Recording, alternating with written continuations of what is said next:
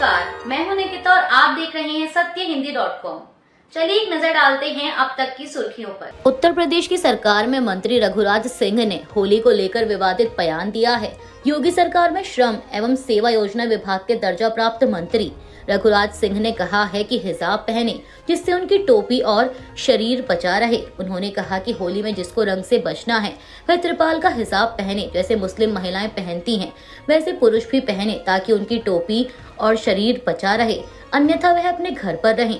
मंत्री ने आगे कहा कि होली में व्यवधान उत्पन्न करने वालों की 3 जगह हैं, जेल या प्रदेश छोड़ दें, अन्यथा यमराज के पास अपना नाम लिखवा दें। रघुराज सिंह इतने पर ही नहीं रुके, उन्होंने राज्य स्थित अलीगढ़ में अलीगढ़ मुस्लिम यूनिवर्सिटी में मंदिर बनने की मांग का समर्थन किया। रघुराज सिंह ने यह भी कहा कि एएमयू में मंदिर बनेगा, इन लोगों को बहुसंख्यकों का सम्मान करना चाहिए। उन्होंने कहा कि एएमयू में राम मंदिर बने, इसकी मैं मांग करता हूं। अगर बनता है तो सबसे पहली ईंट मैं रखूंगा। वहां मंदिर के लिए अपना सब कुछ न्यौछावर कर सकते हैं। आपको बता दें कि इससे पहले संभल सीओ ने भी होली और जुम्मे को लेकर विवादित बयान दिया था, जिसका मुख्यमंत्री योगी आदित्यनाथ ने भी समर्थन किया। संभल सीओ ने कहा था कि होली साल में एक बार आती है और जुम्मा 12 बार आता है, ऐसे में जिसको रंग से दिक्कत है वह घर में रहें। रूस के स्थानीय अधिकारियों का कहना है कि मॉस्को पर रात हुए बड़े ड्रोन हमले में कम से कम 1 व्यक्ति की मौत हो गई और 3 अन्य घायल हो गए हैं। क्षेत्रीय गवर्नर आंद्रेई वोरोपियेव ने कहा कि राजधानी के बाहर वित्नोए और डोमोडेडोवो कस्बों में लोग हताहत हुए हैं। उन्होंने बताया कि इस हमले में एक रिहायशी इमारत में 7 अपार्टमेंट क्षतिग्रस्त हो गए। वहीं मॉस्को के मेयर सर्गेई सोबियानिन ने कहा कि शहर की ओर बढ़ रहे 73 ड्रोन को मार गिराया है और एक इमारत की छत को ड्रोन के मलबे से नुकसान हुआ है। हमले के बाद मॉस्को के एक जिले का रेल नेटवर्क निलंबित कर दिया गया और हवाई अड्डों पर उड़ान को लेकर प्रतिबंध लागू हैं। मीडिया रिपोर्ट्स के मुताबिक यह हमला तब हुआ जब रूस और यूक्रेन के बीच जारी युद्ध को खत्म करने के लिए यूक्रेन और अमेरिका के प्रतिनिधियों के बीच सऊदी अरब में बातचीत होनी है। वहीं यूक्रेन ने इस मुद्दे पर अभी तक कोई टिप्पणी नहीं की है। फिलीपींस की पुलिस ने पूर्व राष्ट्रपति रोड्रिगो दुतेर्ते को गिरफ्तार कर लिया है। मीडिया रिपोर्ट्स के मुताबिक अंतर्राष्ट्रीय अपराध न्यायालय ने उन पर मानवता के खिलाफ अपराधों का आरोप लगाते हुए अरेस्ट वारंट जारी किया था।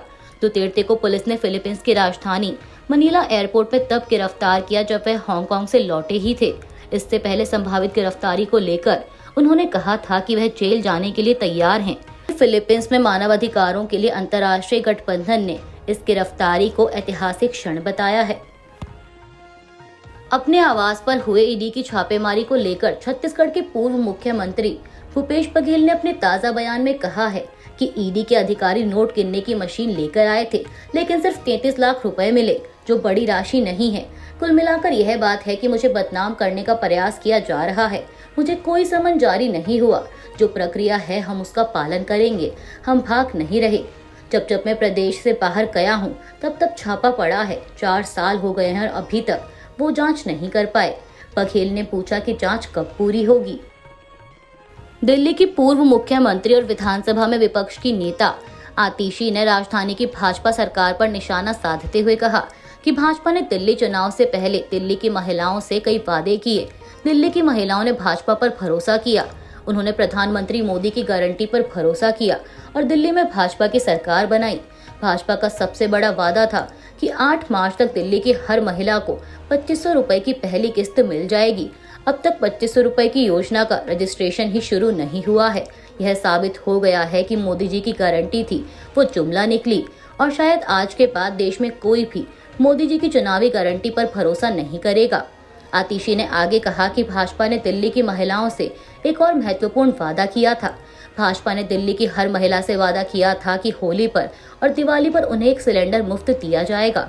अब 3 दिन के बाद होली है और दिल्ली की महिलाएं इंतजार कर रही हैं कि उनके घर मुफ्त सिलेंडर कब आएगा।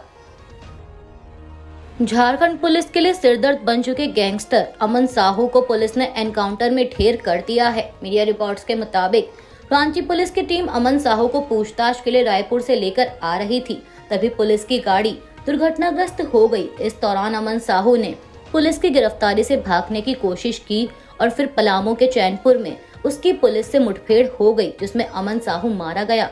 आपको बता दें कि अमन साहू खुद को लॉरेंस बिश्नोई गैंग का करीबी बताता था। इतना ही नहीं, उसके कनाडा से लेकर मलेशिया तक कनेक्शन भी थे।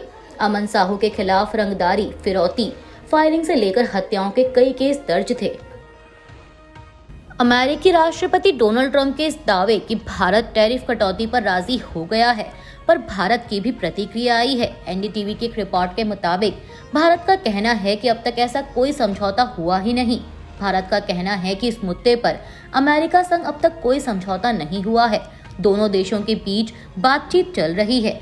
रिपोर्ट के मुताबिक ट्रंप के दावे के 2 दिन बाद भारत सरकार ने सोमवार को संसदीय पैनल को ये बात बताई। सरकार ने कहा कि व्यापार शुल्क को लेकर कोई समझौता नहीं हुआ और इस मुद्दे के हल के लिए सितंबर तक का समय मांगा गया है। वाणिज्य सचिव सुनील बर्थवाल ने विदेश मामलों की संसदीय स्थायी समिति को बताया कि भारत अमेरिका के बीच टैरिफ को बहुत कम करने को लेकर अब तक कोई समझौता नहीं हुआ है। दोनों ही द्विपक्षीय व्यापार समझौते की दिशा में काम कर रहे हैं और सिर्फ तत्काल टैरिफ के मुद्दे पर ही नहीं, दीर्घकालिक व्यापार सहयोग पर भी ध्यान केंद्रित किया जा रहा है।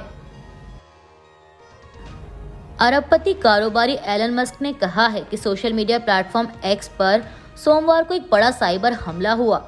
अमेरिका और यूके समेत दुनिया भर के कई हिस्सों में सेवा बंद होने की शिकायत के बाद मस्क ने सुझाया कि आगे भी हमला जारी रह सकता है। उन्होंने एक्स पर एक पोस्ट में लिखा कि हम पर रोज हमले होते हैं, लेकिन यह बहुत सारे संसाधनों के साथ किया गया था। उन्होंने कहा कि या तो कोई बड़ा समूह या कोई देश इसमें शामिल है। मीडिया रिपोर्ट्स के मुताबिक आपको बता दें कि सोमवार को ही रुकावटों के दौरान जब कई यूजर्स प्लेटफॉर्म तक पहुंचने और इसके ऐप डेस्कटॉप साइट पर फीड रिफ्रेश करने की कोशिश कर रहे थे तो उन्हें लोडिंग आइकन दिखाई दे रहा था। अमेरिका के शीर्ष राजनयिक ने कहा है कि उन्हें सऊदी अरब में अमेरिका और यूक्रेनी अधिकारियों के बीच होने वाली वार्ता से पहले रूस के साथ युद्ध खत्म करने के लिए आंशिक युद्ध विराम के प्रस्ताव में उम्मीद दिखाई दे रही है। अमेरिका के विदेश मंत्री मार्को रूबियो ने सोमवार को कहा कि मैं यह नहीं कह रहा कि अकेला होना काफी है, लेकिन युद्ध को खत्म करने के लिए आपको इस तरह की रियायत की जरूरत होगी। वहीं इस बीच यूक्रेन के एक अधिकारी ने समाचार एजेंसी एएफपी को बताया कि मंगलवार को होने वाली वार्ता के दौरान यूक्रेन की ओर से रूस के साथ हवाई और नौसैनिक युद्ध विराम का प्रस्ताव रखे जाने की उम्मीद है। साथ ही बता दें कि इससे पहले रूस ने अस्थायी युद्ध विराम विचार को ठुकरा दिया था। उसका कहना था कि यह समय खरीदने और यूक्रेन की सैन्य पतन को रोकने की कोशिश है। यूक्रेन के एक वरिष्ठ नेता ओलेक्सेंडर मेरेस्को ने डोनाल्ड ट्रंप और व्लादिमीर जेलेंस्की से मंगलवार को सऊदी अरब में होने वाली वार्ता में शामिल होने की अपील की है। यूक्रेन के विदेशी मामलों की समिति के अध्यक्ष ओलेक्सेंडर मेरेस्को ने बीबीसी के एक रेडियो प्रोग्राम में कहा कि मुझे लगता है कि सबसे बेहतर समाधान यही होगा कि हमारे राष्ट्रपति और ट्रंप मिलकर आमने सामने बैठकर बातचीत करें। उन्होंने कहा कि इससे हालात को बेहतर समझने में और उनको सुधारने में मदद मिलेगी। हालांकि आपको बता दें कि ट्रंप और जेलेंस्की आज मंगलवार से शुरू होने वाली इस औपचारिक बातचीत में हिस्सा नहीं लेंगे। इसके साथ ही यूक्रेनी नेता मेरेस्को ने यह भी माना कि भविष्य में शांति की संभावना कम है। इसके अलावा उनका मानना है कि इस बातचीत से यूक्रेन को अमेरिका का समर्थन वापस हासिल करने में मदद मिल सकती है। उन्होंने कहा कि इस समय हमारा सबसे बड़ा मकसद अमेरिका के साथ अपने रिश्ते बेहतर बनाना है और अपने अमेरिकी सहयोगियों को यह समझाना है कि वे हमें हथियार और खुफिया जानकारी देते रहें। अमेरिकी आर्थिक मंदी की चिंताओं के कारण वैश्विक शेयर बाजारों में गिरावट देखी गई है। एशिया के शेयर बाजारों में भी गिरावट आई है। मीडिया रिपोर्ट्स के मुताबिक यह मंदी ट्रंप की उस टिप्पणी के बाद आई है जब उनसे संभावित मंदी की चिंताओं के बारे में पूछा गया था तो उन्होंने कहा था कि अमेरिकी अर्थव्यवस्था संक्रमण के दौर से गुजर रही है। हालांकि ट्रंप ने उस बयान के बाद अर्थव्यवस्था को लेकर कोई भी सीधी टिप्पणी नहीं की, लेकिन उनके शीर्ष अधिकारियों और सलाहकारों ने निवेशकों से डरने को नहीं कहा है। वहीं जब आज मंगलवार को शेयर बाजार खुला तब जापान का निकेई 225 1.7% नीचे था। दक्षिण कोरिया का शेयर सूचकांक कोस्पी 1.5% था और हांगकांग का हैंगसेंग सूचकांक 0.7% की गिरावट दिखा रहा था। अभी के लिए बस इतना ही। बाकी की खबरों के लिए बने रहिए सत्यहिंदी.com के साथ।